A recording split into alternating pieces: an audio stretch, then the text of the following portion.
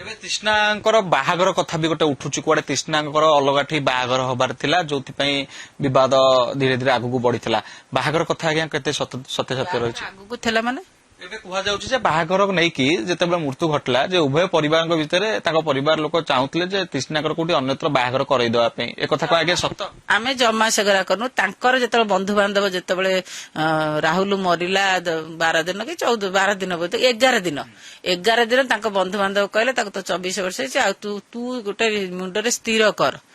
କାଲି ସକାଳେ ସିଏ ଯେତେବେଳେ କହିଲା ନାଇଁ ମୋର ସ୍ଥିର ନାହିଁ ମୋର ଆଉ ଦ୍ୱିତୀୟ ବିବାହ ନାହିଁ ସେ ମନା କଲା ଆମେ ସେଇଠି ବି ଆମେ ସମସ୍ତେ ବସିଥିଲୁ ଆମକୁ ସମସ୍ତେ କହିଲେ ଯେ ମା ଟା କହିବନି ନା ମା ବି ମନ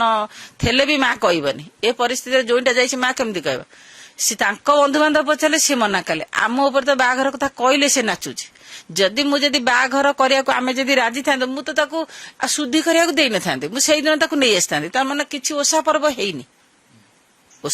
ହେଇନି ମୁଁ ତାକୁ ତ ନେଇ ଆସିଥାନ୍ତି ଯେହେତୁ 8 ବର୍ଷର ସେ ପୁଅକୁ ଭଲ ପାଇଥିଲା ସେ 2 ଜଣଙ୍କର ଭଲ ପାଇବା ବହୁତ ଭଲ ମୁଁ ମୋ ଜୋଇଁଟା ଚାଲି ଯାଇଛି ମୁଁ କହିବି ଯେ ମୋ ଝିଅକୁ ମୁଁ ବାହାଘର କରିବା କଥା ସେଠି ପକେଇବି